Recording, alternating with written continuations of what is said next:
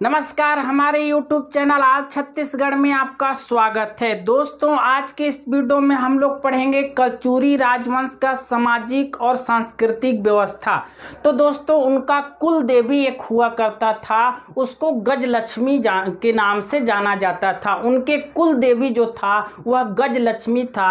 और कलचुरी राजा जितने भी हुए ना, वो सभी शैव धर्म के अनुयायी थे, क्योंकि हम लोग को जितना भी शिलालेख प्राप्त हुआ है, कलचुरी राजवंश का जितना भी शिलालेख प्राप्त हुआ है, वो सभी में ओम नमः शिवाय लिखा हुआ है। इस कारण से हम लोग बोल सकते हैं कि कलचुरी राजवंश जितने भी राजा हुए वो सभी शैव धर्म के अनुयायी थे, मतलब शंकर भगवान के शिव के उपासक थे कलचुरी राजा लोग, सभी कलचुरी राजा लोग। लेकिन दोस्तों, सभी कलचुरी राजा लोग शिव धर्म के अनुयायी थे, ये कहना थोड़ा सा अच्छा नहीं रहेगा, क्योंकि ये लोग वैष्णव धर्म के भी अनुयायी थे। वो इसलिए हम लोग बोल सकते हैं वैष्णव धर्म के अनुयायी थे, क्योंकि दोस्तों एक राजा हुए थे कलचुरी राजवंश में, जाजलदेव प्रथम। तो वो जाजलदेव प्रथम जो थे वो जांजगीर चांपा में विष्णु मंदिर का निर्माण करवाया था।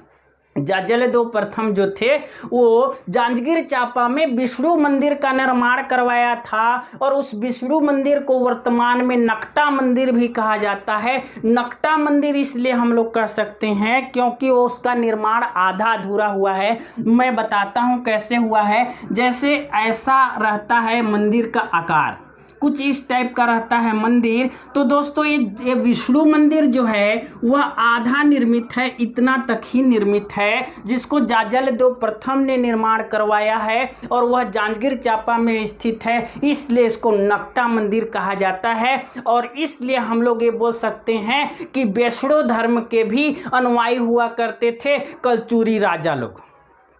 ठीक है, अब देखिए, इन लोग ना बौद्ध धर्म और जैन धर्म को भी मानते थे। कलचुरी राजा लोग बौद्ध धर्म और जैन धर्म को भी मानते थे। और कलचुरी राजा लोग माँ दुर्गा के भी उपासक हुआ करते थे, तभी तो रतनपुर में माँ महामाया का मंदिर का निर्माण करवाया है। माँ दुर्गा के भी अनुयायी हुआ करते थे। इस कारण से रतनदेव प्रथम ने रतनपुर में माँ महामाया का मंदिर का निर्माण करवाया है। अब देख लेते हैं कलचुरी राजवंश का सामाजिक व्यवस्था।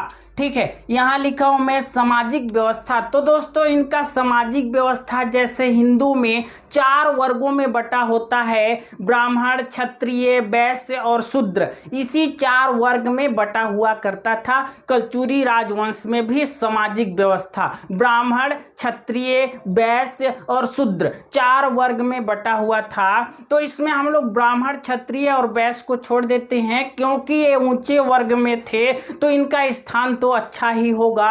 लेकिन शूद्र के बारे में देख लेते हैं कि शूद्र का क्या स्थिति था। तो दोस्तों, हम लोग ये बोल सकते हैं कि मोची एक ठो था देवपाल, उन्होंने खल्लारी में विष्णु मंदिर का निर्माण करवाया है, जो कि वर्तमान में भी है। एक मोची था जिनका नाम था देवपाल, उन्होंने खल्लारी में, रायपुर के पास है खल्लारी, ठीक है, तो वहाँ खल्लारी में देवपाल मोची ने एक विष्णु मंदिर का निर्माण करवाया है। मतलब हम लोग ये बोल सकते हैं कि शूद्र लोग का भी स्थिति काफी अच्छा लेवल में थे।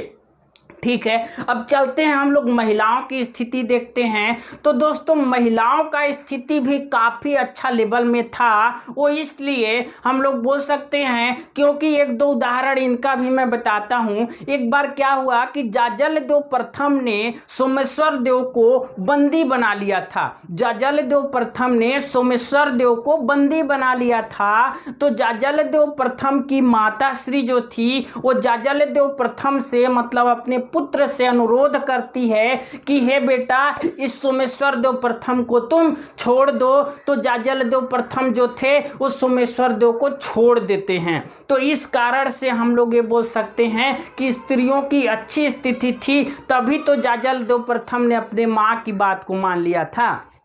ठीक है, और एक उदाहरण बताता हूं। क्या हुआ कि कलचुरी राजवंश का अंतिम स्थिति चल रहा था, अंतिम शासक थे, उनका नाम था रघुनाथ राव। कलचुरी राजवंश का अंतिम शासक कौन था? रघुनाथ राव। उनका क्या हुआ कि वो बुजुर्ग थे, बिल्कुल बुजुर्ग थे और उनके एक ही पुत्र था, उनका देहांत हो गया था, तो उस पुत्र शोक में थे। तो उसी समय मराठा लोग उनके ऊपर आक्रमण कर दिए थे, भास्कर पंत ने किया था आक्रमण।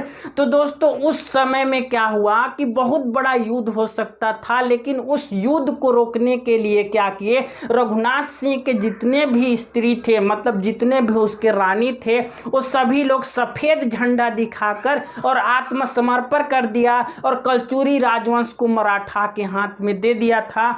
तो इस कारण से हम लोग ये बोल सकते हैं कि स्त्रियों की दशा यहाँ पर कलचुरी राजवंश में अच्छी थी।